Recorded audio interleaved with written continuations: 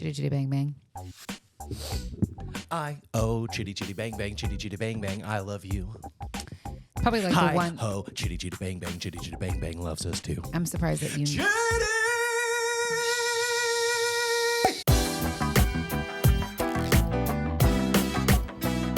Hello and welcome to Hardly Working, the show about life, love, and labor, hosted by the couple that works, plays, and stays together.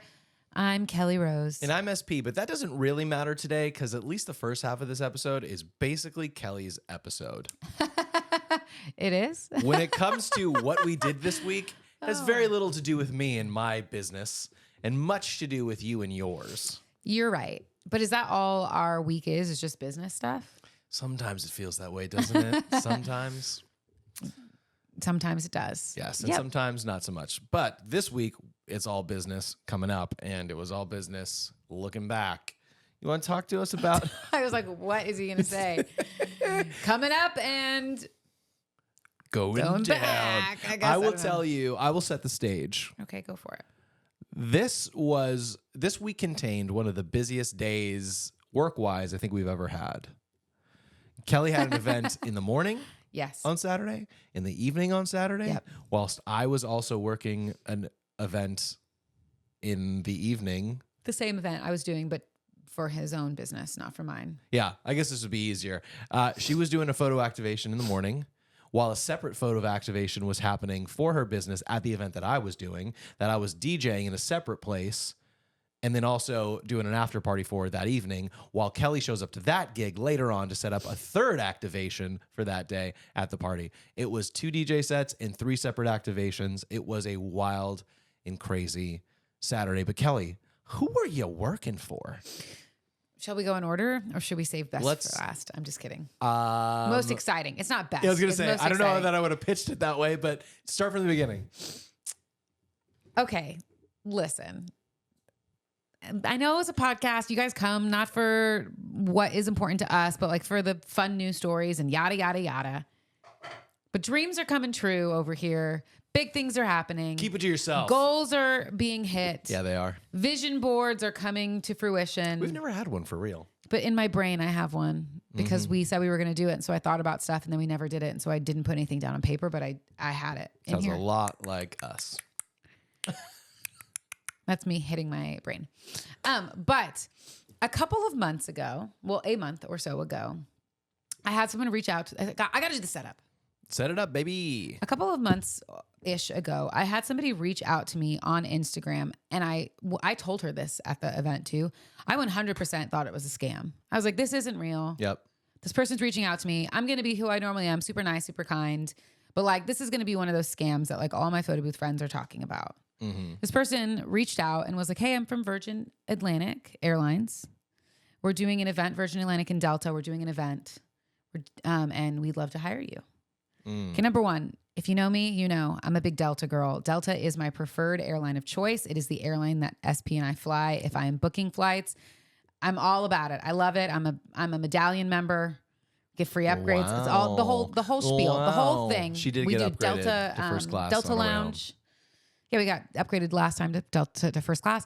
I love Delta. I've always loved Delta. I'm a Delta girly. So I was like, wow, I get to work with a brand that I love. This is amazing. So that's like a that was vision board kind of bucket list thing. It was a really big deal for me because I have been wanting to work with bigger companies, bigger organizations, and working with an airline was on my vision board.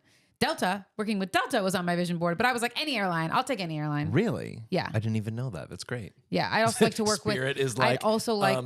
Would you like to do our event? I'd also like to work with American Express. That's another one for me that's Yeah. on there because it's companies that I use that I love. I've worked with Visa That's cool too. and MasterCard, I think. That's great. But I'd love to do an event for American Express. It's weird, I know, but it's fine. And I Rare don't know Beauty, that putting Amex- it out into the universe. Put it out there. I don't know that Amex does events as much as they sponsor events. Yeah, but this was a sponsored. Technically, this was a sponsored event, sponsored Oh, by well, tell Delta us and more. Virgin Atlantic Got for it. an event. So all that to say, reach out. It ends up not being a scam. Gets connected to like the event coordinator for this event through Virgin Atlantic and Delta to find out that this event is a pre-Emmy party.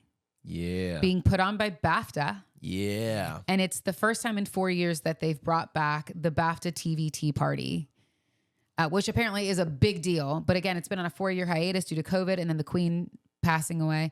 And so They stopped for that? Truly, yeah, because it's a UK company. It's BAFTA, so they took a hiatus. And we were there, and it was really cool. It was a really cool event to be able to work with BAFTA. And for those who don't know, it is the British Academy of Film and Television Arts. That's what BAFTA is. Yeah. Was so fun. And we were at the Mayborn Hotel. It was a pre-Emmy party. It was really fun. Like truly, really fun. I got to bring one of my other vendor friends in who did the cool disco ball backdrop wall, which is a great way to say that. But it was a really big deal for me. And I was really, really excited. It was so fun. It was so smooth. We did our photos in motion, which is everyone kept calling holographic. It was the first time in my life that like there were 5 people that came up to me and was like, oh, you're doing lenticular. And I was like, that's exactly what I'm doing. How did you know that? But no one knows that name, but they're all people that would know. And then we also had some celebrities in the booth as well. You almost had Walton Goggins I in know. there. I almost had Walton Goggins. He was in the line. We was probably like 2 behind me, and then he ended up getting out of line. I was so excited for you. I was telling SP loves him. If you've seen Righteous Gemstones, if you've seen Vice Principal, if you've seen... What's the other one? I'll throw it out there. Most people don't know of Walton Goggins, but let me just throw it out. He was one of the co-stars alongside of Danny McBride in Vice Principals. He was the co-lead in that. He's Baby Bobby in Righteous Gemstones. If you know him from anything, most recently he was the protagonist or the antagonist rather in the Amazon Prime show Fallout. Yeah, I was gonna so say. if you've seen Just the red nominated face, for that, the guy with red face and no nose, that's Walton Goggins. He's going to be at least one of the leads in the newest season of White Lotus. He is all over the place. He's a great character actor that's finally getting some more notoriety, not just being a character actor. Anyway, that's a lot on Walton Goggins, but he was there and I was so jealous. And then of course he posted about the event on Instagram and I was like, he was so close to being in the booth. It was such a bummer. I was really excited about it. I was hoping he would come, but he didn't. And the other person that was there was Samuel Tarly. Samuel Tarly. From Game of Thrones, otherwise From known Lord as of the John Rings? Bradley. Game of Thrones? Oh, I thought you said Samwise Gamgees. No, Samuel Tarly. Sam Tarly. His name is John Bradley. He's currently in, it's not One Piece. He's in that VR game, that VR TV series. Show? That's about VR? They put on that thing. Oh, 8 body problem, 6 body problem, 9 body problem, something body problem. You're exactly right. I can't figure out what it is. But. Yeah, I watched the first episode of that. I probably already said it in the show. It didn't grab me. Although I don't watch a lot of TV, so that's probably why. He must have been really weirded out on the set of Game of Thrones because his actual name's John, and everyone's like, Jon Snow. Jon Snow. He's like, I'm right here. I mean, no, I'm him, Sam. Sam. But Wise. he was there. I like made direct eye contact with him. Was like, hey guys, how are you doing? Because he was kind of in line for the booth. Did you recognize him? Because you're such a 100%. Like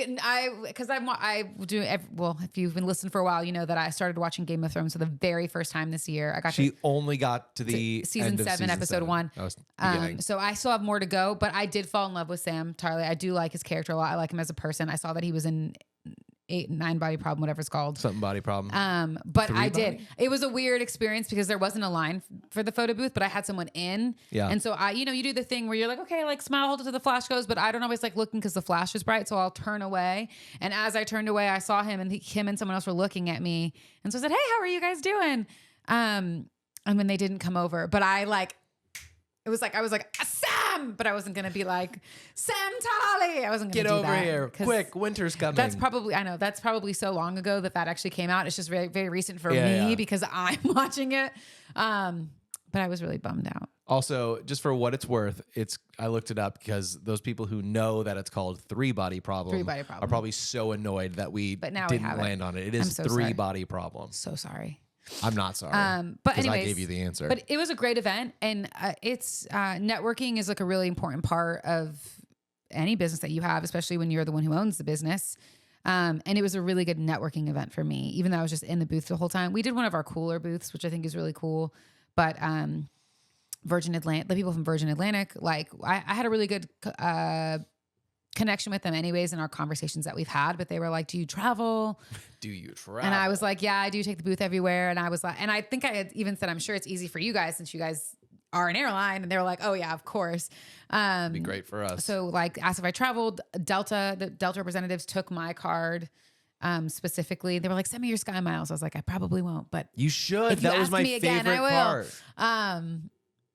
Pinterest, people from LinkedIn, Creator Coalition, a bunch of other people. Like it was just a really cool event where people were like, man, this is a cool booth. Let's go. And I've been waiting and manifesting an event like this where I can I have certain event coordinators that I work with and I love them, but every event that I have done this year for the most part has been through someone that I already know, which is amazing. And I love that, but it doesn't always necessarily lead to new clients. Yeah. Because that's not normally the type of events you're doing where like you're meeting new clients. You're normally doing an event, you know, with the coordinator that these people work with, which is amazing. And I feel really grateful that I have those people in my life, but it is sometimes hard to find those networking opportunities. And so this was even though that's not what this technically was, it was a really cool thing.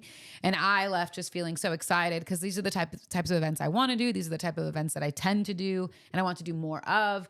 And so to be in this room and be like, yeah, like I'm putting out like some of my best, this is like my best booth, the thing I fought for, the thing I worked really hard to have, that I begged you to trust me. Yeah. That it would be a big deal. And you did. And it has been. Well, like I had a vision. I knew I wanted to do this. Yeah. And like it's taken us really far and I just want to continue that. So it was a really cool event for me. And I know we didn't really get to talk about it that much because you weren't there. You were at the other event. I took my friend I was Ashley working May her with me. other event. But I passed out all of my, or she took my business cards from me. She passed out all my business cards to people. Even the event person of the hotel was like, I have an event coming up in October. So I'm pretty sure your name comes up. So I'll be reaching out to you. I was like, awesome. So it was just a really cool. I didn't know about that one. Yeah, his name's Michael. It was a really cool event for me. It's always fun to be a part of anything related to BAFTA and anything related to the Emmys or the Oscars or anything like that. So that was a very cool thing. So you've now done things Oscars with Oscars and the Emmys this year. Emmys. Isn't that all crazy? this year? Yeah. You should have never quit your day job. What about the Tonys? That already happened. Just kidding. I'm not flying to New York for those. I would. Yeah, you would. On Delta. On Delta or Virgin Atlantic. Not a sponsor. Yet. Well, in some ways. Not of the podcast Not itself. of the podcast. Okay, so But anyways, that's the first one. so Anything else? That was the first event. I got to see my friend Melody who ran the Disco Ball Wall, who's like really great. Love her. But it was just a good event. I guess I have nothing else to say from that, except I know that Bobby from Queer Eye came in my booth. Super kind, super nice, really sweet. I'm sure there were other celebrities that got in my booth that I just wasn't very aware of because I'm not always good at that. I'm just going to be honest. I know, me either. We were watching the Emmys red carpet last night, and I was like, I couldn't do that because I don't know every single celebrity. I'm like not great at that. Yeah. If you tell me like, hey, you're going to interview so-and-so, I'm like, I got you, boo. Don't even worry. But I can't just pick people out of a crowd. Yeah, I need you to look at this person and tell me if you recognize him.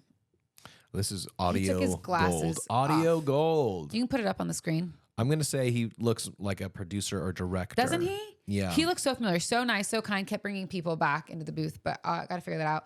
But I did there's Bobby. Bobby, my least And she's favorite. also famous in some way, but I don't know. And then I had a bunch of people from Shogun come into my booth. Yeah, I wonder how they just did have in the not Emmys. I wonder if they won anything. I think they did, but I have not seen that show. Yeah. So I didn't know, but I had to imagine that some of them would be from there. So You've never seen that show Shogun, but may have had the showrunner of Shogun show. well, I'm pretty in sure your these two booth. people are from Shogun and him. I'm pretty sure. It's possible. I just don't really know. But I do know that they were there.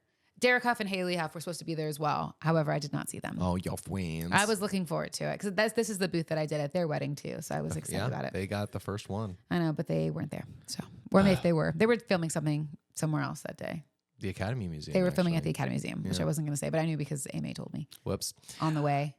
Speaking of on the way to your next event. Yeah. So I can kind of lead into that. So while Kelly was still Noi wrapping House. up.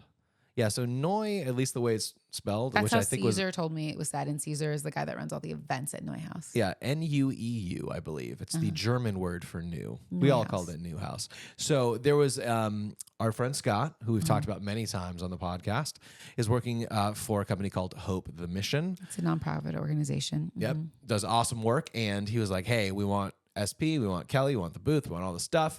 And so that's what we got to do in the second half of the day while Kelly was tearing down her stuff in Hollywood to come to the other side of Hollywood to meet me. We had me and our buddy Mark, who was working for you, starting off that fun gala. So it was all black and white. We were all decked out. We felt great. Scott looked amazing in an all white suit, Always. all white everything. Yeah. With like a white tank top underneath. I was like, boy, his he's got black good boots. style. In black boots. He loves a good theme.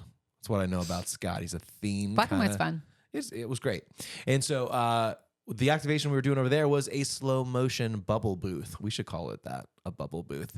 So Mark was doing slow motion video, like slow motion boomerangs, but also with bubbles everywhere. Yeah. So they looked really, really cool. That was the Bumble activation happening during the VIPs for the VIPs while I DJ'd the area for the VIP thing. Yeah. That was fun.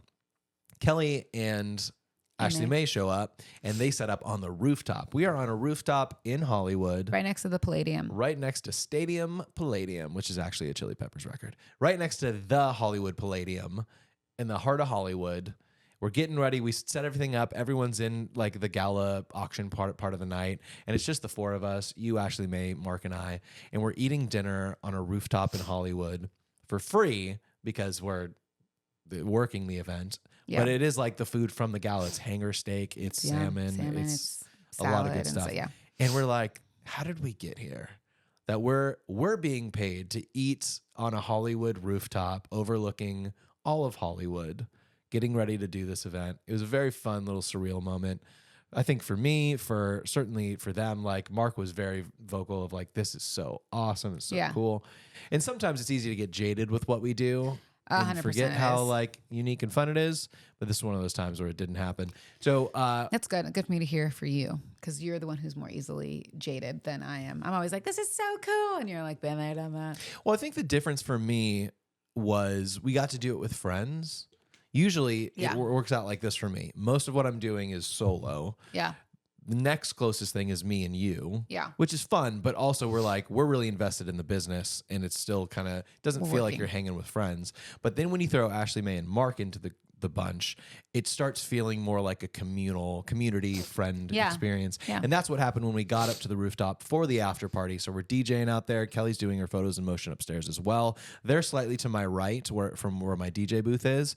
And we're DJing. People are dancing. It's a great time. And I look over and I see the three of you guys with all these people. They're putting props on. They're all laughing. Every time a flash goes off, I hear so much laughter. The three of you guys, you're folding together lenticular stuff. You're having a good time. And I was like, this is what it should feel like. Yeah. It's never what it's always going to feel like, but I think I'm still jaded, of course. But to see the whole group having fun and also knowing like these aren't favors. Like everyone here is getting paid. Like they're also making money. We're all working, Yeah, it's like that's what made it feel nice and special for me. Yeah. But anyway, that was my experience at the gala. Was there anything for you? No, I mean, it was really fun to be able to do that with Ashley May and Mark for sure. It'll be Mark's last event with us for a while because he just got a brand new job, which is so fun and great for him. Sad for me because he is someone that's like been a part since the beginning with me. But it was fun to have that kind of as like our last hurrah with him. And it was a fun event for us all to be together. It's fun to work with you because I rarely get to do events with you where we're both working for our business. So that was really fun. And I had a great time spending the whole day with Emmy. Pardon me, just burped into that microphone, which I guess I didn't have to say, but we're keeping it real. Yeah, you called it out. But it was a fun to hang with Emmy outside of the stressful 30-minute drive. From the Mayborn to the Noy House because we were behind. We ended up staying open a little bit longer at the Emmy party, the BAFTA tea party, and the gala to make sure. Yeah, but to make sure that the head of BAFTA could get in. Yeah. To the booth.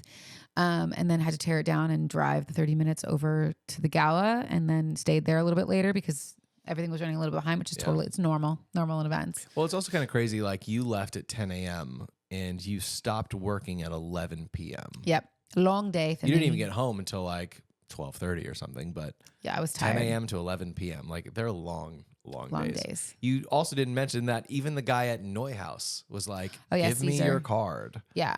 He was like, I don't...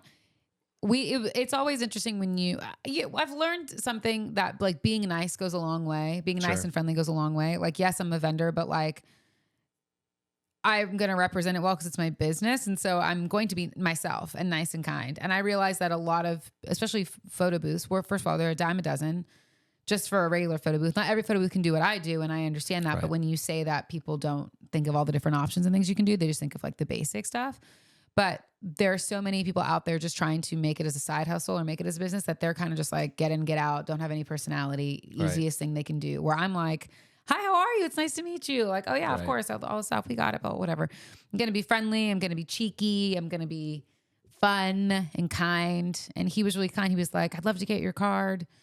I was like having different options for my clients, but you guys are so great. But I was like, he didn't takes your card, just throws them in his drawer that's full of maybe cards. he did. But he was like, he had said something like, hey, we don't, you guys have been so great, which Ashley May and I talked about on the way home. And I was like, it's so weird that he said that. Cause like, he didn't even get in the booth. He did see it. We did show him what it was. Yeah. But I was like, he didn't even get in. But I think it was just because we were nice and kind. Yeah. It goes a long, long way.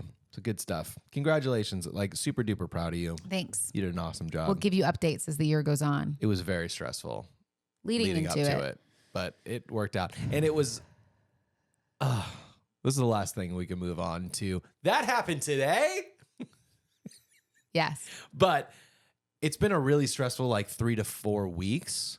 It was stressful leading into the Minnesota gig with John Mayer dropping out and all those things, all those changes. The very next week was 3 days in Santa Barbara with 2 nights of work. That was, and changes there. That was a lot and stressful and out of town. And then this weekend was like 3 to 5 gigs, depending on how you splice it up. Yeah. All happening on the same day. It's been just like kind of relentless and nonstop. And like I mentioned earlier, we leave for Orlando on Wednesday, come back Sunday of this week. This will be kind of the culmination of over a month of just like running really, really hard and having those really high peaks of stress of like, do we have everything? Is it going to work? All that stuff. And hopefully we'll be like, next week's episode might just be like, hey guys. Yeah. Probably not. But anyway, you've done an excellent job. And I just want the record to show that I'm proud of you. Thanks, babe. No matter what I say to your face in private. Just kidding. Well, thank you. You're welcome. And now it's time for That Happened Today. What's the date going to be? The 18th? Thanks, September 18th. Thanks, September 18th. Well, a lot of things. Is that the date it's going to be? Is that the date we're going to talk about I believe today? it is the 18th, which I should have written down. Or wrote down. Either way, it is the 18th. But I may not have said it just now. Lots of things happened over the years. Okay. When you were growing up, did you ever have the misfortune of watching the Miss America pageant? No. Me Miss Congeniality, either. but that's about it. Yeah, that doesn't count. But that is a solid movie. Mm-hmm. But 103 years ago was the first Miss America pageant. Dang. In the most beautiful city in America. Well, Atlantic City, New Jersey. Oh my gosh. I was like, where? I knew it wasn't going to be beautiful. I don't know that they actually do it anymore, or if they've just taken out some of the more misogynistic parts, like the swimsuit part or They whatever. still do it. Do they really still do it? I don't know that they do the swimsuit part, but Miss America, yeah. It's Mrs. America. I don't know. She's Miss United States. Oh. Yeah, she's beauty and she's great. That's It's from Mr. Miss Fairy Congeniality. Universe. That's from Fairly Odd Parents. Anyway, 103 years ago, the very first, I almost called it Miss Congeniality pageant. But no, the Miss 103. America. 103. So that was in the 1921. Is that right? All right, little Miss Math. Did I do it right? 1921. Very good. Wow. This one will be easier. 30 years ago, in 1994, a very popular, one of the most popular 3-camera sitcoms debuted. Friends. It was the debut of Friends on ABC. Rest in peace, Matthew Perry. I know. It aired its first episode in 1994, quickly becoming a global cultural phenomenon. For 10 years, yeah. And running for 10 seasons. So shout out to Friends, a show That you don't like, but I love. It's not just that. It's more like I don't enjoy, but seemingly everyone else in the world does. Yeah, I don't know if you've ever really given it a chance. You know, I had a friend a while back tell me, you just don't like 3-camera sitcoms. And I was like, I think you're onto something. But you are the Chandler Bing. I'm dead? No, you're the Chandler Bing of every group you in. Of this podcast? Yeah. What does that make you? The Phoebe of the... Which one's Phoebe? She's Lisa Kudrow. Oh, yeah, you are the Phoebe. I know you don't see... You want to see yourself as Rachel? But I think I'm a Monica, if anything. I think Take you're your weird. shoes off before you come inside. Yeah, that's probably true. Just clean up. I'll take Chandler over Joey. Even though Joey's so fun, How he's you also doing? an idiot. And no one, I mean no one, wants to be Ross. Hi. Doesn't he play like the giraffe Paleontologist. or elephant or something in Madagascar? Probably. I don't know which one, though. He plays some neurotic animal. And I was like, that's basically his character. Yeah. What's the actor's name who plays Ross? Gosh, I knew you were going to ask me that, and so I was really trying to think about it. David Schwimmer. Duchovny. Schwimmer. It is Schwimmer, which is a hilarious name. Anyway, Friends, 30 years ago. Can you believe it? Happy anniversary, Friends. Thanks, September 18th. Truly, though, for that one, it's a good show. Time for a little history. The Washington Monument was completed 140 years ago today, which Before is the Miss 37 America, years yeah. before. Wow. Well done. Well done. I threw that in there just because everyone knows the crazy. Washington Monument. It was built in 1884, or completed, I should say, in 1884. Who started the building of it? George Washington. No. It's his monument. He didn't start the That's what they building do. of it. Like pharaohs did that with pyramids. Presidents do it with monuments. I'm I pretty don't know. sure that it was Eliza. Thornberry? No. Dushku? No. Eliza Hamilton. Eliza.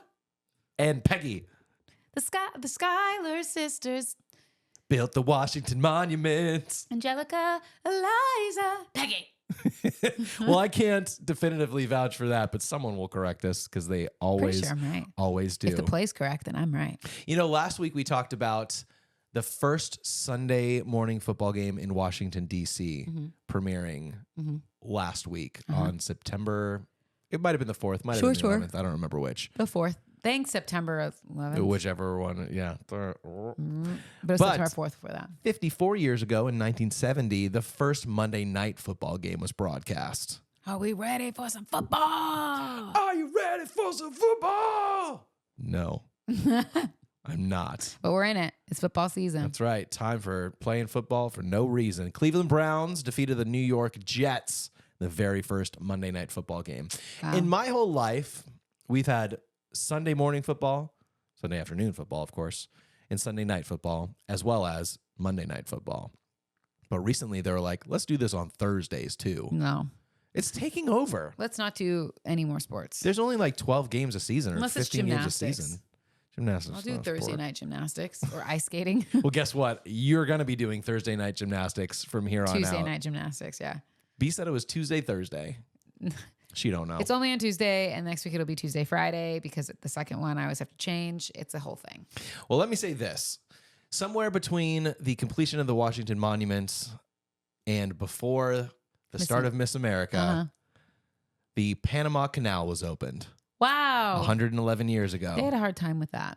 It's a hard thing to do. Yeah. They're like, hey, you know what takes a long time? Going around the southern tip of South America. So let's make a canal. Yeah, they're like, there's this real thin part between North and South America. That we could maybe make. We could just make a little canal there. They did. I'm pretty sure they had a lot of issues building the canal and lost a ship. I don't understand. Did they lose a ship? Maybe in the first building of it. I don't understand how bridges are built in water. I'm just going to admit it. Do you? Have you ever seen a bridge go across a body of water? Yes, we've been on many. Yeah. How do they do that? They are engineers. They're smarter than us. Truth. How far down do they go? Can they go? Do they have to do it in scuba gear? There's no bridges in like the ocean. Most of the bridges are like over bays or lakes or things like that. Where like I understand that there's they're a called definitive bottom. suspension bridges, but there are bottoms to some. Yes. What about the Tower Bridge? I don't think that touches. What about the Golden Gate Bridge? It's like the Tower Bridge. I don't think does because it goes whoop. Does it open? Not the Golden Gate. I don't think. No, but the Tower Bridge? Yeah. No, but that was built like a long time ago. But so they would have redone it to move? I don't know, but I do know that the Tower Bridge opens, and I do know that it's very rare to ever because they have to let big ships go by. So, Yeah. but I know it's very, very rare to see it open. It's like things people will sit and wait to see if that happens. Like Groundhog's Day or like the of. changing of the guard? Mhm. Although you can watch an episode of Bones when they go to Europe, and they do show the Tower Bridge opening in that episode. If you'd like to watch it, The Tower Bones opening. Tower Bridge. They put us on boats. Bones. So all that say, I don't understand how bridges are made, but I'm not an So engineer. stay tuned for next week where we teach you how bridges in water are made. That is never, ever going to happen. But so the Panama Canal, pretty impressive. It's not a because, bridge. No, it's not. Not at all. It's nothing to do with this. But it did link the Pacific and Atlantic Ocean, Which is crazy. which hadn't been done. Like we changed the geography of the planet, That's true. which is weird because we've been in the midst of watching things that change, not necessarily the geography, but the topology. I don't know. We watched two people cut down a tree with an axe made 80% out of peanut Peanut butter. butter. That was pretty impressive. And we also watched a documentary on North Sentinel Island. Yeah, which we already knew a lot of, but I'm learning more information that there were other people involved that are being sued. Did they explicitly say they're suing them? Well, I guess not suing. They said they're under investigation. I shouldn't have said sued. That are being investigated. Let me give you a quick little thing before we get into some stories about what North Sentinel Island is, because I love it, and I don't know if I've actually talked about it on the show. It is I think they either call them the Sentinelese or the Andamans or the Andamanese. So it's part of the Andaman Islands. Yes. There's a row of islands, and so I think there are people called Andamanese, but this is specific. They might be gone now, yeah, actually. This is specifically Sentinel, like North Sentinel, Sentinelese people. Yes. And there are Andamans, but now they have been brought into the 21st century. Yeah. So here's the deal. There is a population of, we don't know how much. I think I've talked about this a little. So 200 to 500 is the people. Yeah. guess, who right? are living in the Or Stone 1,000, Age. 2,000. Let's call it 500. Okay. Living in the Stone Age on this island that it is illegal to go to. It's illegal to go there. It's off the coast of India because anyone who comes onto the island and tries to give them gifts or technology or help them or anything at all gets murdered by the tribe. They do not want people there. They're not interested in help. They've got just enough food on the island for them to survive. They're happy They speak their own language. Yep, all of that stuff. But there was one missionary from Arkansas, an American, who thought it was his calling to go and evangelize to this illegal island, this group of people who did not want to hear about it. And this isn't really a spoiler because the whole documentary is about it. They killed him just like they kill everybody else. Yeah, and there has been one, they're not called archaeologists, anthropologists, one person who has ever 20 years who's ever gone to the island and survived and come back. But he spent 20 something years of his life going every month with gifts, with coconuts and stuff like that. And so at some point in time, he was invited. I don't know if he ever actually made it on the land. He did. He said he was invited on to land and then was given like a warning of like, now it's time to go. And he left. Yeah. Cause one of the younger ones pulled out a knife and made a motion that he described as likely to cut my heart out. And he's like, deuces, we're out of here. Yeah.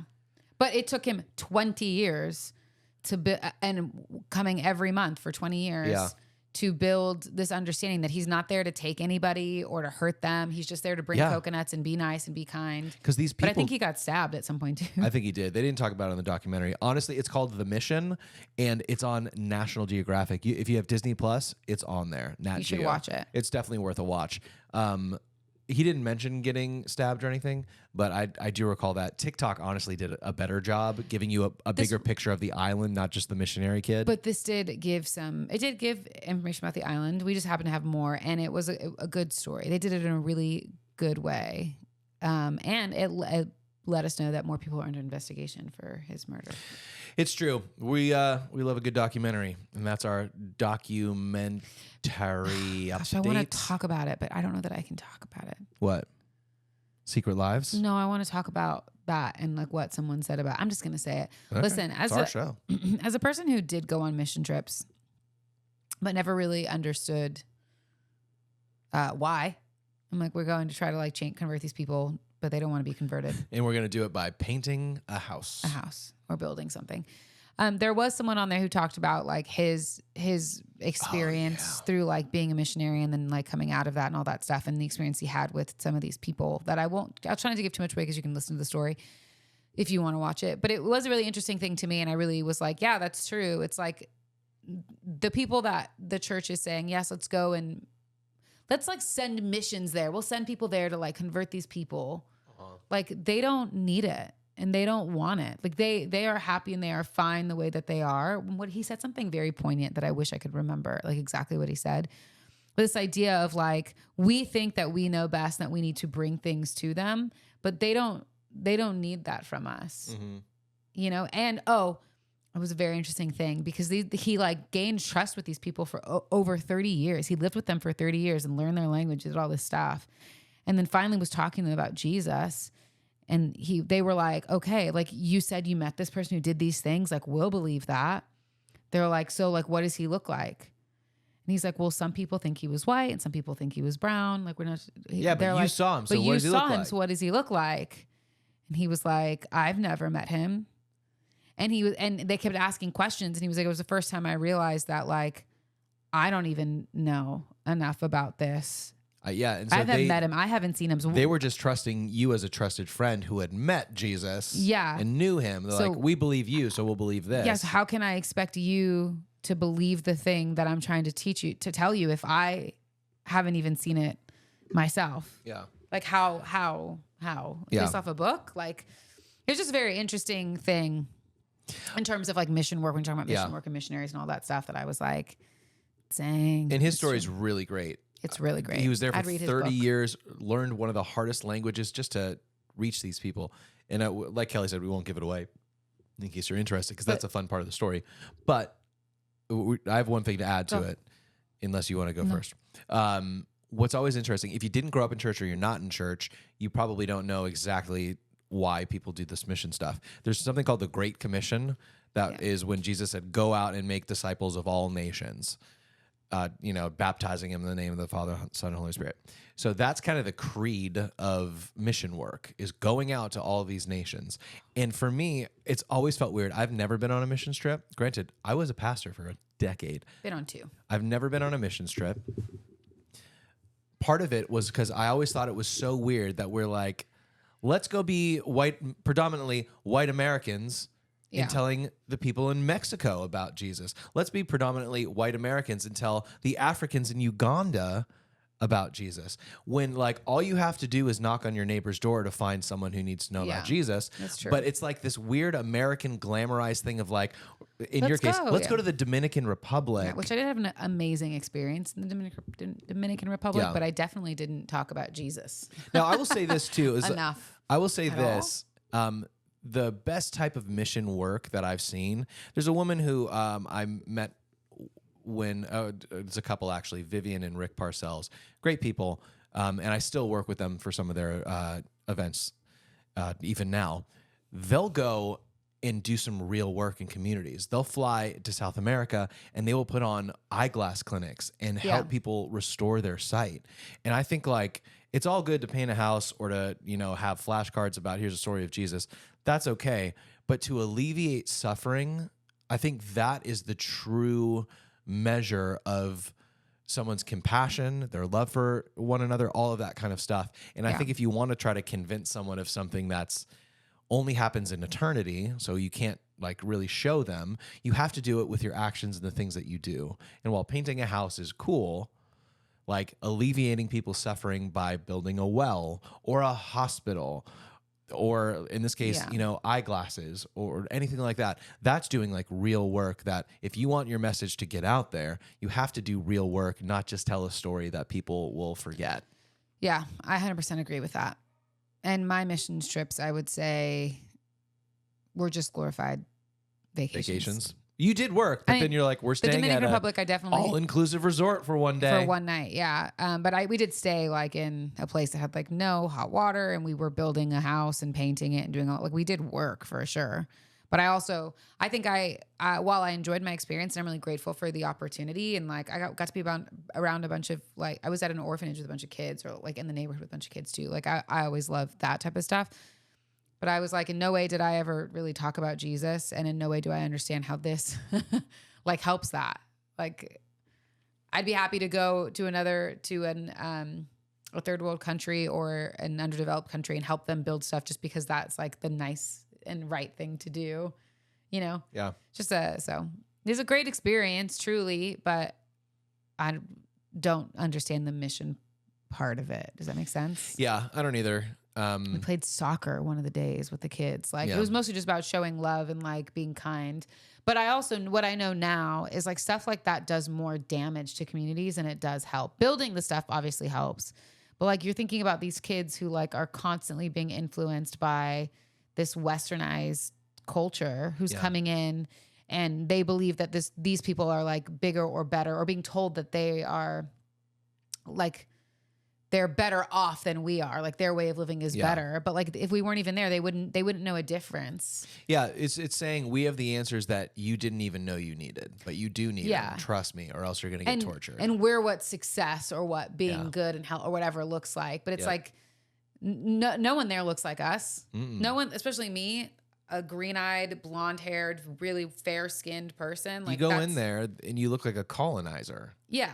So, I mean, and I see that now. At Yeah. the time, I was just happy to go and Of course. be around kids and do There's that. definitely some good. But one of the things that was in the documentary that really was eye-opening was there was one instance in the late 1800s or early 1900s where some British royal stole at least four people off of North Sentinel Island and took them home. 2 adults, a man and a woman, and 2 kids. The 2 adults died rapidly, even though they were all kept like sequestered in his house. They died rapidly, not unlike the movie Signs, where, spoilers if you haven't seen Signs, for 10 seconds, the aliens... Oh, no, I'm sorry. It wasn't Signs. It was War of the Worlds. Spoilers if you haven't seen that or read that. The aliens, I think, die because they're not used to our germs. I don't. And that kills them. It also may have been the happening. Who knows?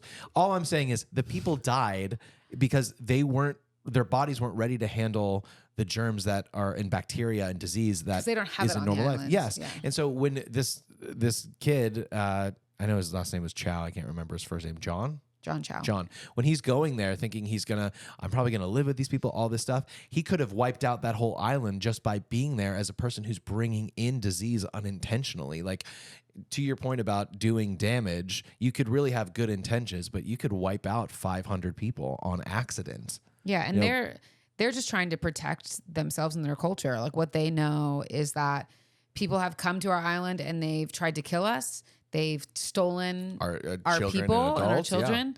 Yeah. They've brought diseases or whatever it is, or they want to take our resources. So they don't know. They're just trying to protect the space that they're in. And like, who are we to say that they need something different? Yeah.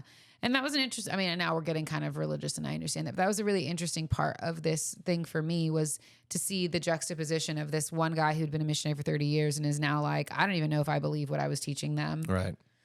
To then like the next clip to be of this person who's what was she? She's a part of she like equips, she does role play to equip people to go it's part places. of a big organization. It's like an organization that funds missionary work throughout the world. And her job is to help with security person, is to help say if something is too unsafe or not. And at no point in time, by the way, did she tell John Chow that would be an unsafe thing, even though it's literally illegal to go to that. Well, they did say there's a lot of risk involved, and that seems to be where it ended.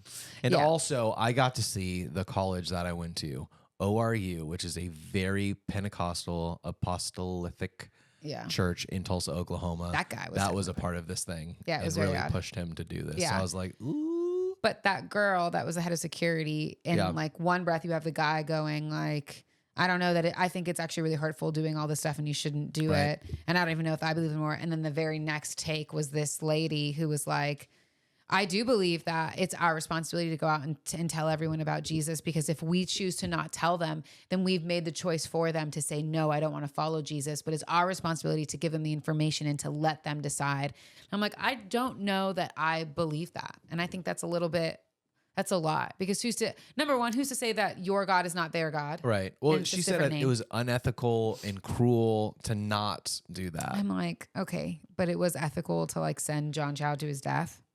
Good question. Or send him into something that you guys knew he would be arrested for, if not killed. Yeah, it was. If nothing else, it was definitively he's the martyr and you certainly wanted. Illegal. Yeah. It was against the law, the Indian government's law, to do that.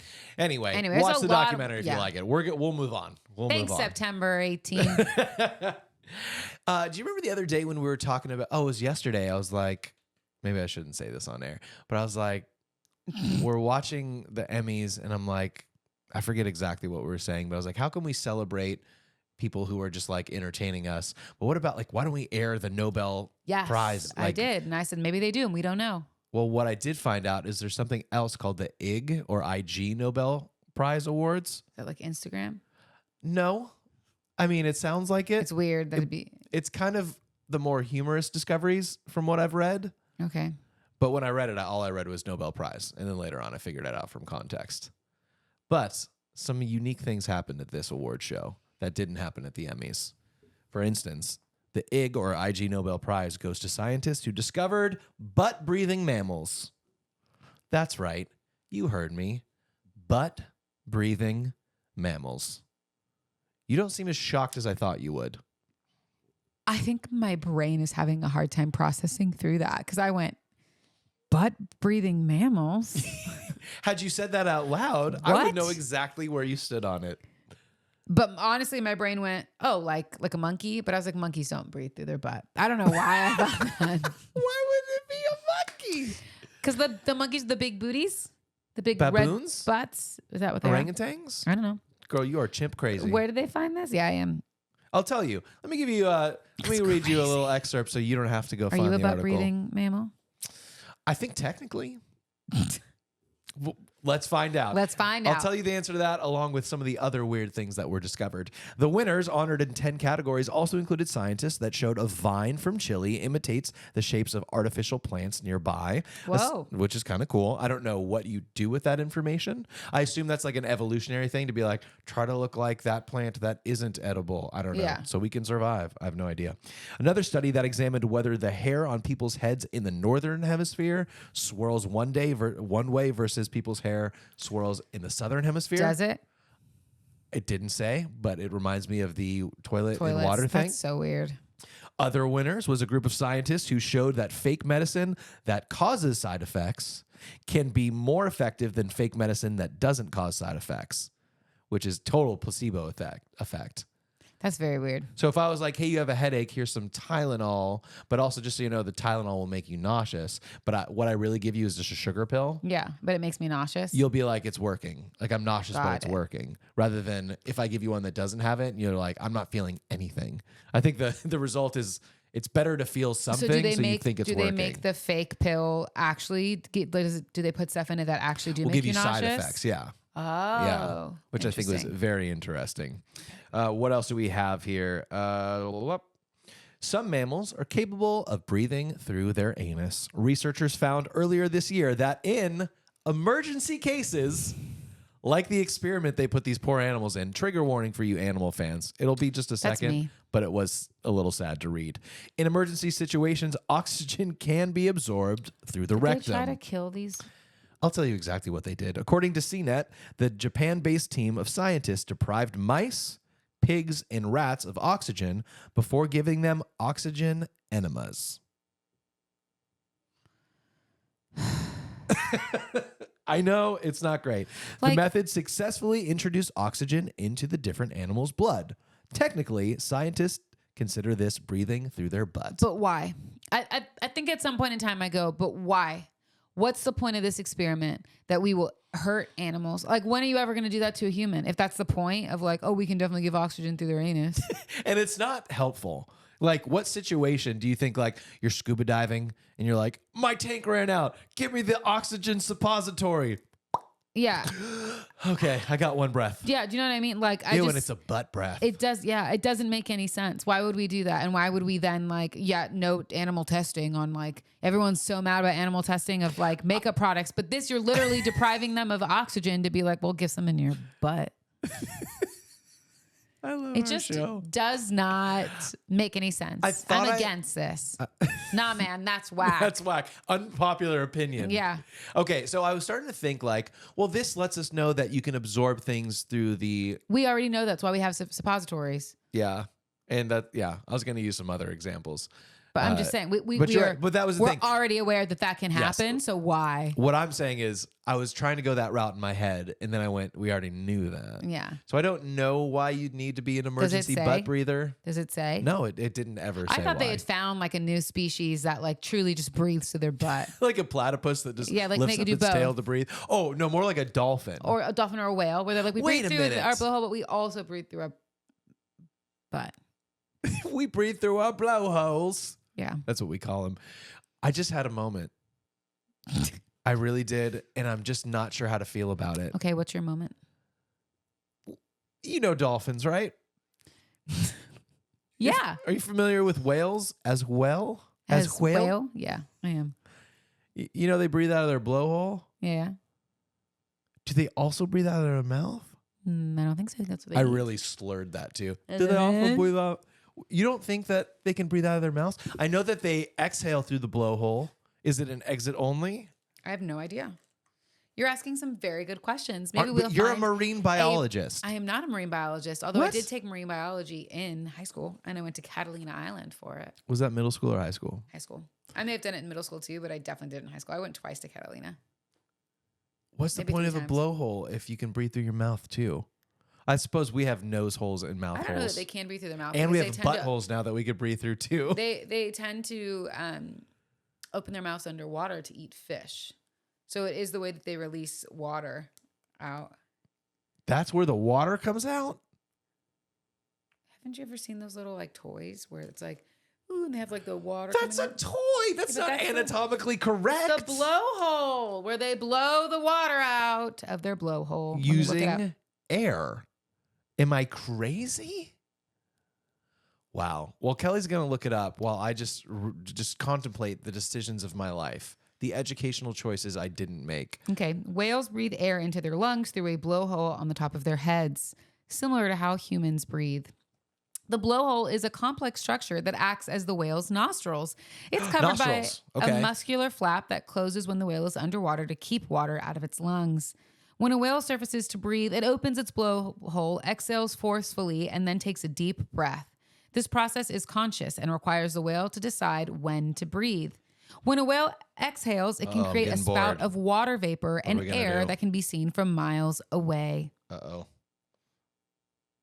And that blowhole is on the top of their head. I'm very, very grateful for the education you just gave all of us. You're welcome. But what I did was answer my own question. Which was? Do dolphins and whales breathe out of their mouth as well? Do they? They don't. Yeah, they blowhole. They blowhole? They're blowhole.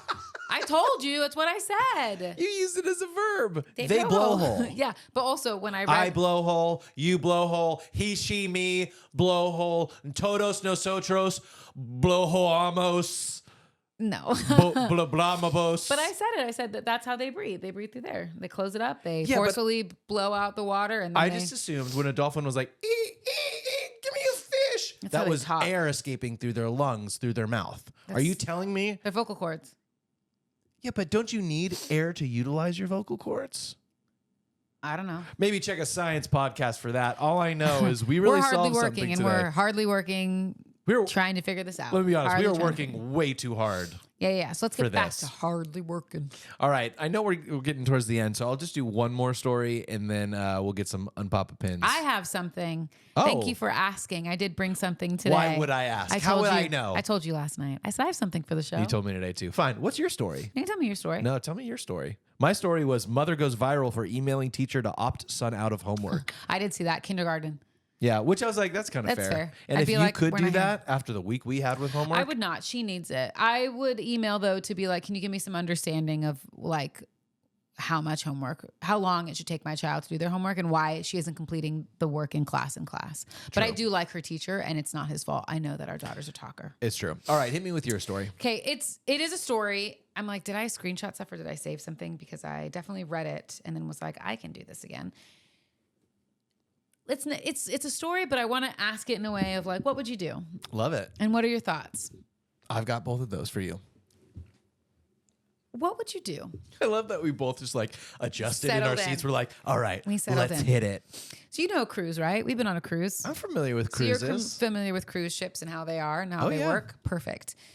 Hypothetically speaking, if Brooklyn was younger, okay, like if she was like 3, perhaps. 3, yikes. 3-year-old Brooklyn. And we were on a cruise. And we were on a 5-day cruise. The first couple of days, dinner was pretty rough because it was just long days. Brooklyn was having a tough time. It was just really difficult. Hypothetically speaking, would you be like, Brooklyn's having a tough time. We're on a cruise ship. Nobody can get on or off.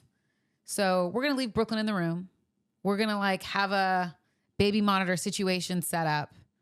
And we're going to go do dinner after we put Brooklyn down because it'll just be easier for everybody if Brooklyn at 3 years old stays in our cabin at the cruise ship and we go eat dinner in peace, but with her on a monitor.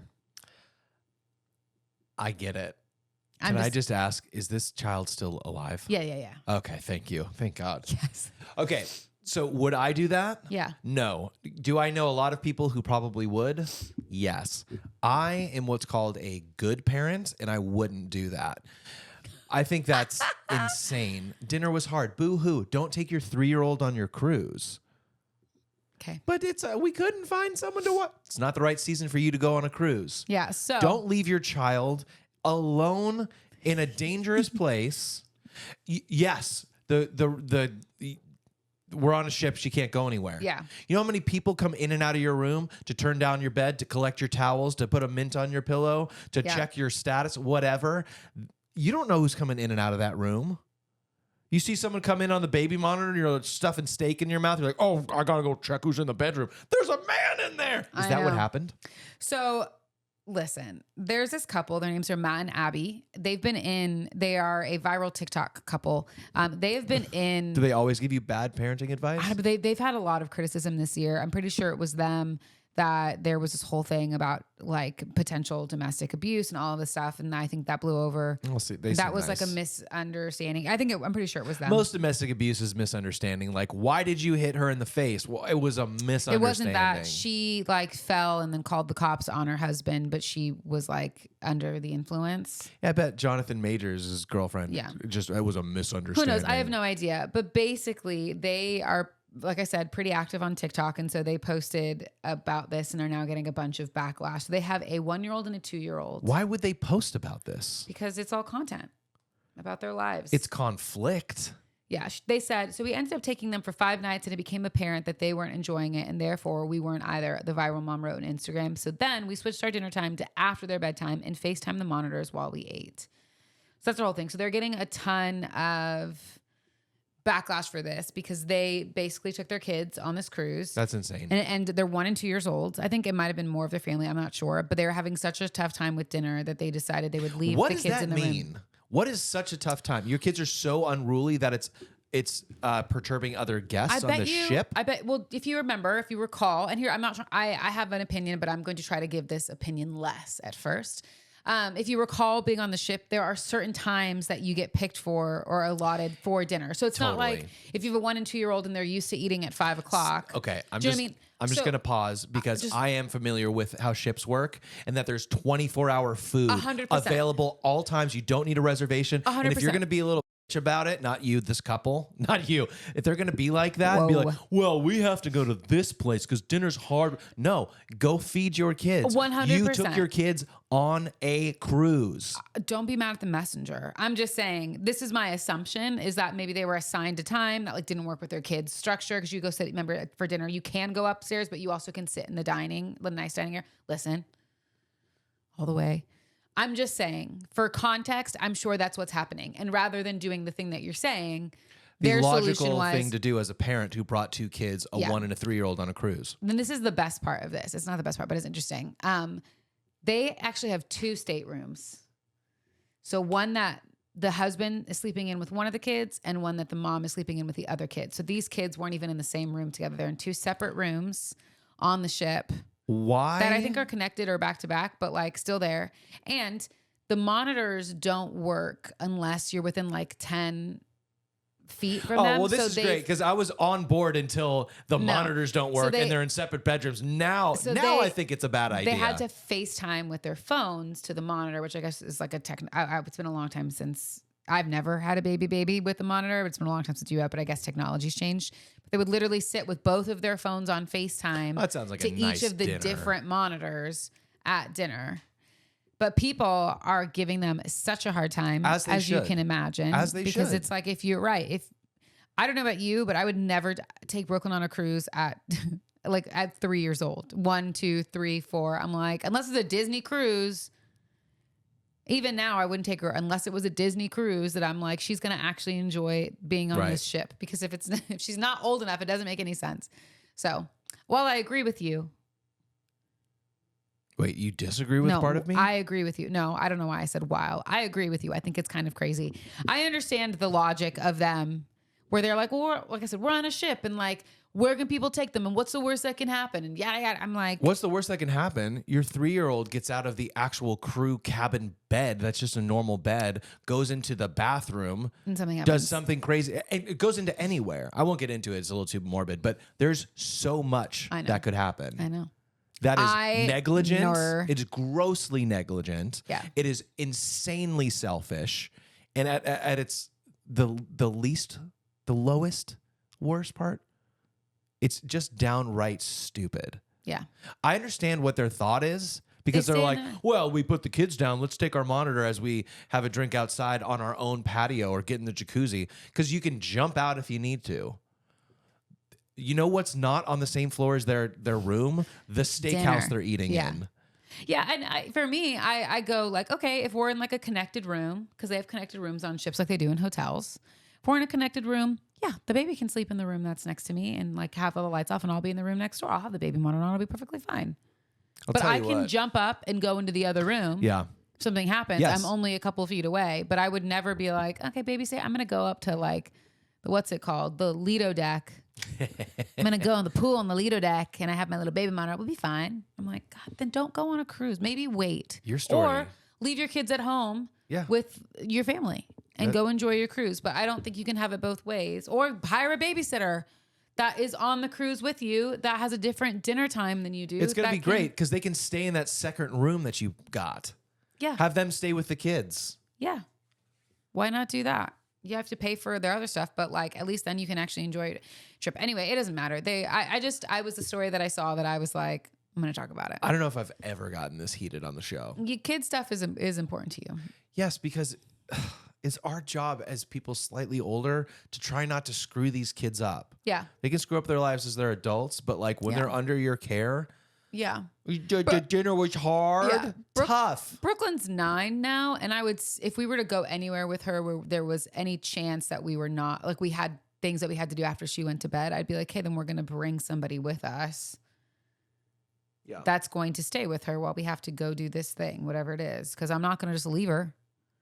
Like a connected room is different for me. Even the best case scenario, if she's there and she sleeps the whole night through, it's still negligent, in my opinion, 100%. To leave her in that room 100% without anyone. And she's 9. What if the ship starts going down and you can't get to your room? And she's 9. Yeah. Let's get into some unpopular opinions because I'm feeling unpopular. Nah, that's whack. Nah, that is whack. Wow, jeez. Sorry, babe. I mean, it was a good story. Are these white people? Yeah, 100%. Of course they're white people. I'm pretty sure they're from the Midwest, which is mean. I'm so sorry. White people, they're Christians. They're all the things, which I'm not saying anything wrong, but there is something as someone that grew up in that lifestyle, you tend to make things that are not okay with your logic. You're like, it's totally fine. That's true. I'm like, I don't know why. All right, here's something. Speaking of dinner, gotta let you know. Are you showing me who they are? Yeah, if just think of white couple and you're thinking of them. That's it. I got to move on, though, because Oh, yeah. They're the same people that also decided to boycott Father's Day this year. Because... Why? Because it didn't celebrate the moms, too? I don't know. All right. Well, they seem like they make a lot of good choices. They seem like a couple that just likes to live their life in a way that will get drama and negative attention because it gives them feelings of purpose and, like, fame. So if that's how you want to do it. They also have a podcast, so I'm pretty sure. Great. I'm sure there's no crossover between their audience and our audience because our audience is cool. Are good people. I don't know. You let us know what your thoughts are. Would you leave your kids in a cruise ship stateroom? You know, while you went to eat dinner? The way you could do that is by following us on Instagram and TikTok at It's Hardly Working, or you can email us if you feel like it at hardlyworkingfans@gmail.com. Yeah. I should probably try to change it to It's Hardly Working @gmail.com. But regardless, I always forget to plug those things. So there it is. There it is. Enjoy it. Speaking of going out to dinner and abandoning your children in a cabin in a ship, burgers and fries shouldn't go together. Yeah, they should. I agree with you, but this person says they should not go together. Tell me why. I will tell you why. Here's what they say. This has gotten me into a lot of arguments with friends. You think? Yeah. But I've always believed that burgers and fries don't go well together. The fries and the burger buns are both rather dry and scratchy. I thought they were going to say they're both carbs and stuff, but that's not what it said. Dry and scratchy and don't go well together. Which makes the whole experience so boring. Yes, even with good fries and buns. I believe fries would go so much better with some meat and sauce, which I don't disagree with. If you gave me like frites, garlic fries with spaghetti, I could get behind that. I couldn't. That's a lot of carbs. It's just like garlic bread. Yeah, but he didn't just say steak? Like steak and frites? He said meat and sauce. Meat? Yeah. Like steak and sauce. Like chimichurri sauce. I don't like chimichurri sauce. Me either. Yeah. I don't like chimichurri sauce. Yeah. Anyway, so he says that. And he says burgers Chili. go better with some sort of salad, like a coleslaw, but they don't complement each other. P.S. This is not a matter of health. They just don't go together. I think they do go together. I think we're programmed to believe what that. You're saying. But I think fries have been pigeonholed to be a burger companion, and I do think they could go out and broaden their horizons. Well, they have steak and frites, which I've said like 3 or 4 times, which is good. Yeah. Do the steak and French fries. Oh, and when we were in Bruges, we had fries with all sorts of sauces. All different sauces. It was so fun. So good. I would do that again. I want to go back to Belgium. Baby, go back. Let's go back. For $16,000, you can take a Singapore Airlines suite. $16,000 Isn't that insane? No. Well, Kelly and I were talking about that. And I was like, there's no world in which we would ever do that. No. Even if we had bazillions of dollars. How many people could I bring with me for $16,000? Just forget that. Not even in. We're talking about mission trips. How much suffering could you alleviate in the world? How many kids could you feed for $16,000? Yeah, or together $32,000 that you're just going to burn because you want to have your living room on an airplane? Yeah, I don't need it. I would like to fly in a lay down seat at some point in time in my life, but that's not $16,000. That is more reasonable. Yeah. And I have done that. Oh, when you were younger. I was like, when? Yes. When you were like 12 with Victor. 12? No, 18. 17. With Victor. Still a child. Yeah. Took Army Hammer spot. Yeah. Scandal noted. All right. Scandal noted. Couple quick ones. This one really got on my nerves. He said Sean Evans, the host of Hot Ones, is not a good host. I disagree. Why did they say disagree? Because he's not their cup of tea. It said he gets so much praise for his interviewing skills, and I'll absolutely concede that he asks great questions. What else do you want from an interview host? Okay. That was me saying that part. But there's a big difference between asking good questions and being a good interviewer. He has 0 stage presence. I agree that he's very kind of monotone and low-key. Yeah, he's kind of who he is, yeah. But if I had to do my job while eating 10 hot wings... I was going to say... I would not be as calm, cool, and collected as him. I would look like every celebrity on that show dying his way through it. He says, everyone says it sounds like he's reading his stuff. He likes Sean. I like the show, but he's not as good as everyone says. I disagree. I wanted to know, a follow-up question to whoever you are, who would you say is a good host? Because that will speak and tell a lot about you. I know that you have a lot of thoughts on this because you are a host. It's true. But I will go first because I'm the my normal show, people. Okay. No, I'm like the normal people. No, you're right. Speak for the muggles. And then you can talk about it from an expert's perspective. I do think that he's a great host because while I understand that he has a team now that helps him look into all of this stuff, like he's the one who used to look into all of these questions beforehand. He asks excellent questions. He makes sure that the show stays about the person that he's interviewing and not about him, which is why I think he delivers the questions the way that he does. And he's always very poised in the way that he does it. He always makes sure to make them the star. He'll match them where they are. If someone wants to double dab more. The last dab. But like there was someone who did more and he was like, I'll meet you there. I'll do more. Whatever they drink, he drinks. Like he stays on par with them and makes them feel so comfortable in a situation that is innately uncomfortable because you are literally eating hot wings. Mm-hmm. I think he's an excellent host. I think he's exactly what that show needs. Yeah. I've gone through the cycles with him because when we first started watching it, we don't watch it regularly. I think we watch it the way most people do, which is like... When there's celebrities on there that I like. Yeah, if there's someone I know or want to hear from, I'll watch it. But I did have that feeling where I was like, he's really mellow, he's really low-key. And then I was like, but that's exactly what is needed here to keep the celebrity calm. Yeah, this isn't a red carpet. It's not the Tonight Show. It's not a talk show. Yeah. And look...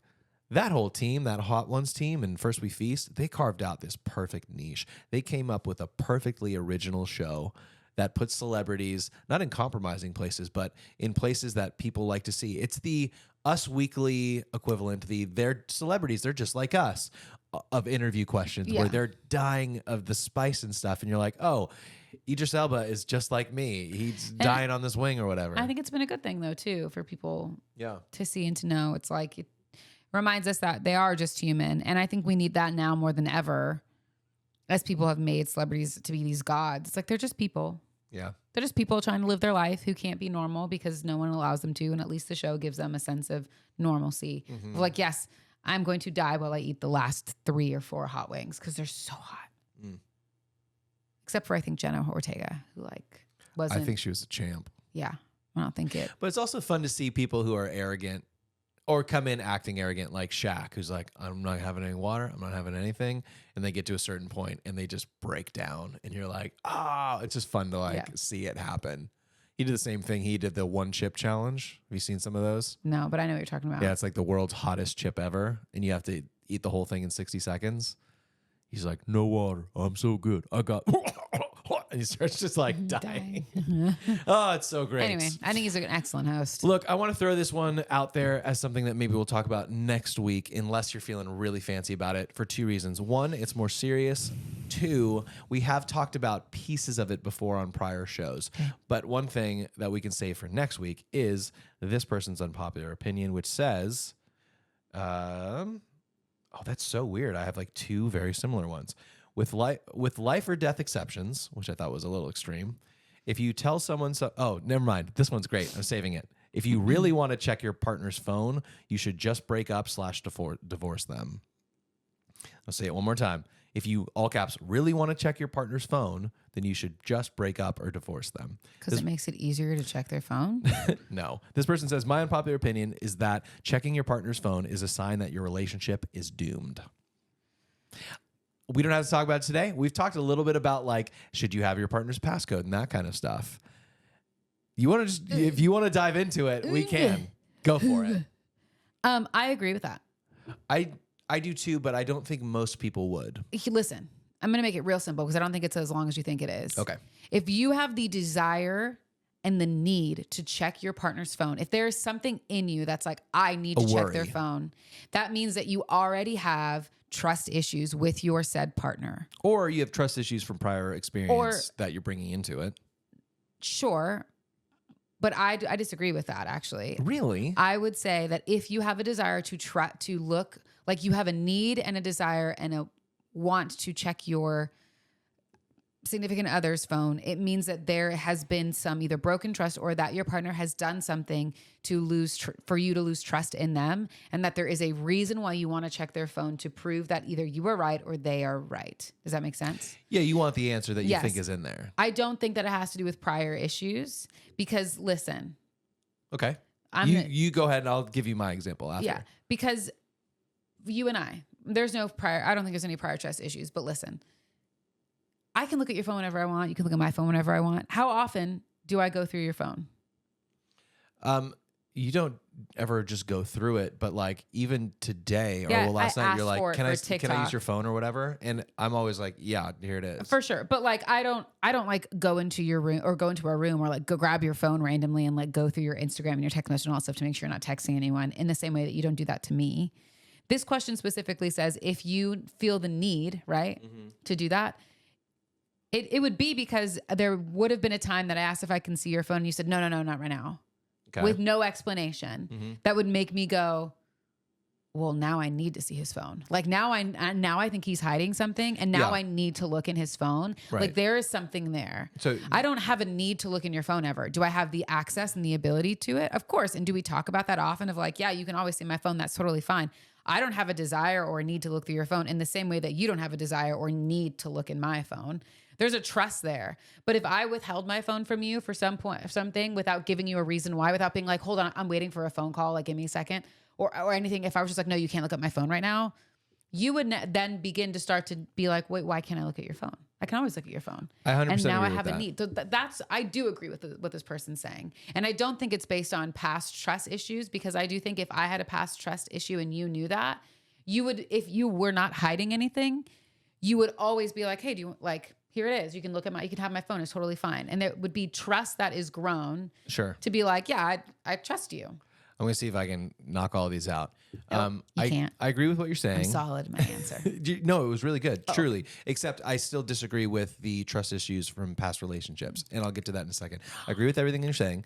I also agree. You said like we can and do have or use each other's phones frequently. I would say this though: you and I are very, out of the ordinary in my experience. I'm sure there's people like us out there, but as a couple, we are very odd in the sense that there's nothing on either of our phones. I think some people would be like, aren't you curious if they're texting someone? First of all, I just never have that worry with you. And a great example of this is like how we're different than most, and even if you were, it wouldn't surprise me. Like you go to dinner with certain of your guy friends, like one-on-one. Those same guy friends, if I looked at the text messages, which I've seen, I've been in some of them, you'll tell your guy friends like, I love you, it's so great to catch up with you, or like, you're going to be in town, we definitely need to get together. None of that is threatening to me. I think that is very threatening to a lot of people. There's a version of me years ago that would be very threatened by that. Yeah, but for sure. Is there more to your point? Sorry. There is. So I think that some people would be like, but what if they're doing something behind your back? I never have that worry with you. And the other thing is like anything that I would find on there that people might be like, well, should they be doing, seeing, looking, whatever? Like if I opened your phone and was like, whoa, what is this? It wouldn't bug me. Whatever you could be searching or looking at or whatever doesn't bother me either. Like, because I understand who you are as an autonomous person. I'm not, if I opened your phone and it said like LA's top 10 divorce lawyers, I'd be like, who's this for? Because it's not for you, right? Yeah. But there's like really nothing else that I can think of that would be like or if weird I was for me. Talking to another guy that you didn't know in a way. I would ask you what the context is, and you'd be like, oh, it's a client, or we met at a gig, or whatever. Yeah, for sure.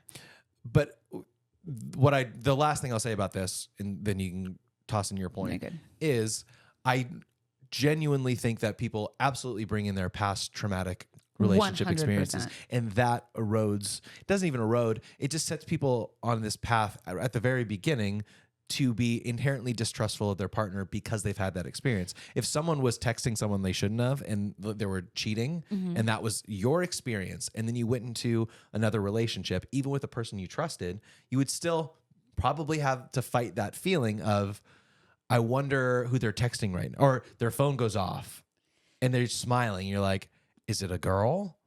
I think people absolutely bring in their trauma. I am not disagreeing with you on that. I just want to say I did say that. I know that that's true. Yeah. But I think that if you're in a healthy relationship, that the trauma that you bring in, you express to your partner. And if you're in a healthy, loving relationship, that your partner then does things to combat that. Like if I came into our relationship and said like, we'll just say that, like I have a fear of being cheated on because I was cheated on. Right. And this is how it happened. And it had to do with text messages. You, as my partner, who we build trust. I mean, we've been married for a while, but like you would probably over communicate or be like, "Hey, I just want to let you know that I was texting still so and so today about." Of course you do, but like you know what I mean. You'd be aware of it, so I wouldn't have a need, to look through your phone because we talk about it, or because when I asked you, "Hey, like." I saw that you were smiling on the couch and it seemed like you were texting somebody. Like, I know that that's weird. It just made me feel a certain way. Like who you were texting, you would tell me. You wouldn't be like, don't worry about it, which would then cause me to be like, well, now I want to look in your phone. I think wanting to look in someone's phone or like your partner or whatever, like isn't a big deal. What I think is so poignant about this person's post in specific that I'm holding on to and going like, yes, I agree with you, is the fact that she put the word need. If you have the need to look in your partner's phone, then you're probably not going to last. Because I don't agree. Well, I don't disagree that you might not last, but I don't think you need to break up with that person. No, but I think that communicates that there is that need isn't being met. Sure.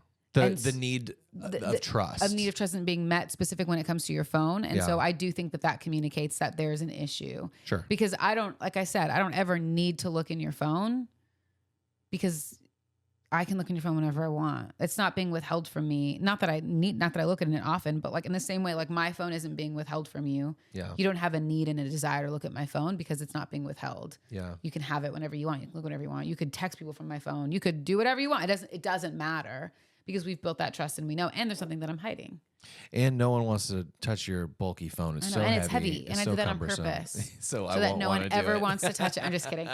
But do you know what? So I think that's where I stand. It's the need portion that this person said that I'm like, yes, I agree with that. I agree. If it was just like, if you want to look in your person's phone, I'd be like, I disagree because I want to look in your phone sometimes. You want to look at mine. That's fine. But I don't need to. I don't have that like I have to right now. Yeah. Does that make sense? Yeah. I'm glad. Yeah. I just mean in general though, for people. All good stuff. Also, can I see your phone? I'm just kidding. No, not until I delete all those messages. Ooh. Which, by the way, I shouldn't say this because it'll cause tension for some people. But I did see on TikTok these dudes who are being sketchy and texting people they shouldn't, and then they're just like quickly deleting the text threads. Yeah. You can now hit that edit button on your text messages, and there's a recently deleted in there. Suckers. So if you're ever really wondering, check that recently deleted folder because it may be there. Here's the deal. I always feel bad saying it because I'm like, it's going to cause tension. But here's the deal. Like, if there's no problems, there's no problems. Like, yeah, maybe just don't be sketchy. Yeah, maybe don't text people you shouldn't be texting. Yeah, if you don't but here's the deal too. I was reading a lot of these like, am I the a-hole or am I overreacting? And so many of them have to do with my partner and I, we've been married for this long.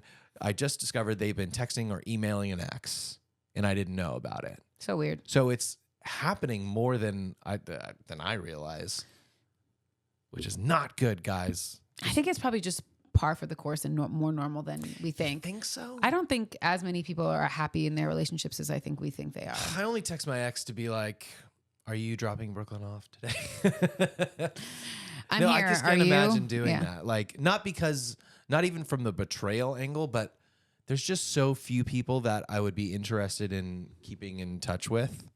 There's only one person that I've ever told you where I was like, you would be actual friends with this person. I probably would be. They don't live here though. No, they don't. But everyone else, I'm like, so long, farewell. That was not a good time. Or whatever I say. Anyway, were you going to say something? Probably. It's gone now though, huh? But we were talking about, I think I was probably going to say something like, you shouldn't feel bad about saying that. Oh, I was saying, I don't think as many people are as happy as you and I are. And I'm not just saying that. I feel very lucky because I do feel like we have a unique relationship where like we truly are around each other just about 24/7 unless one of us is at an event or is picking up Brooklyn or happens to be on the road. And we're pretty obnoxious about it too. Yeah, but we like being around each other, and I don't think that that's as normal as I think as I think we think it is. We think it is. But the truth is, I don't think that it's normal. Like, I know it's not normal. I just don't think it's as normal. I get it. I mean, that's the whole reason we started the show. Is because there's so many people like, talking I just badly about their hate spouses. being around my spouse. Yeah. So put a little positivity out there. But yeah, I hope that, I don't think that you sharing that was bad. I hope that, I think I live in a world now where I'm like, you just deserve to be happy, whoever you are. And that might not be with the person you thought you were going to spend the rest of your life with. And that's okay. It's a hard truth for sure. Yeah. But our culture has told us that divorce is bad and that you should stick with the person that you've been with the longest. And I don't know that I believe that that's true. I'm not saying that you should get a divorce, whoever you are that's listening, going, should I get a divorce? But I am saying, like, at the end of the day, you're responsible for your happiness. Yeah. And you get to decide how people treat you. I agree with that. And that starts with how you let the people, that starts with how you treat yourself, number one, but then also how you let the people closest to you treat you. I agree. So that's where I live. To just put a little button on what you're saying too, I think it's hard to believe. We see the statistics. It's like 60+% of marriages end in divorce. Mm-hmm. And we all go like, but why? Like, you got married. It's like, well, how many ex-boyfriends or girlfriends have these people had that didn't work out? It's remarkable to think like, but then I really found it. Because a marriage is just like any other, it starts as just like any other dating relationship. Yeah. Where you're trying to figure out, can I be compatible with this person? Can I have a life with this person? And it turns out 60% of the time, you're wrong. True. I would compare it. This is a terrible comparison, but I'm going to do it. getting married is like buying a car. Costs about the same. Yeah, it does. And if you don't put work into it, guess what? Car's not going to last. Yeah. And that's okay. And how many cars have you had in your life? Now, I'm not looking to get any more husbands. So Not even after all the seeking brother husbands we've watched. No, they're all gay. That's for another show. Yeah, and that's okay. They can be that, but it just sucks that they have to live. Yeah, a closeted life. Yeah. But yeah, to think that just because you got married, that it wouldn't end like all of the other relationships you had prior is crazy. Like it does take work, like you said. But also sometimes you just pick the wrong person, just like you did the 5 times before that and with that's okay. boyfriends or girlfriends. Like it's not shocking. But to be beholden to that one choice just because we paid a lot of money and had all of our friends come and be like, we support it, to have the rest of your life be spent in an abusive relationship or a toxic environment just doesn't make a lot of sense. So I'm very grateful for who you are and who we are. And I'm grateful to have a podcast like this. And if you're listening, I hope you have like the happiest life, whether that's married or unmarried. It doesn't matter. You don't need a person to make you complete or happy. We're all going through this life alone, and we have friends that come along the way. When you get married, you have a buddy and a partner, but they're not with you all the time. They're still living their individual lives. So whether you're married, not married, doesn't matter. Find your own happiness because you're the only one responsible for it. That's true. This has been hardly working through it. Jeez, right? Yeah. Anyway, we hope you guys have an amazing day. We do. And we don't have too much to talk about coming up before you jump over that. We mentioned Orlando. We're going to Orlando. It's just a big, long week of conference out there that I'm hosting and Kellie's stage managing for. So it's going to be fun. Get to see our friends, but that's kind of it. The next time you see us or hear us, we'll be back from Orlando and we'll give you all the deets and teas from then. But until then, wish us luck. Until then, we hope you have an amazing week. There it is. An amazing day, and that you spend most of your time hardly working. Bye. Bye, everybody. Love you. Bye. Bye.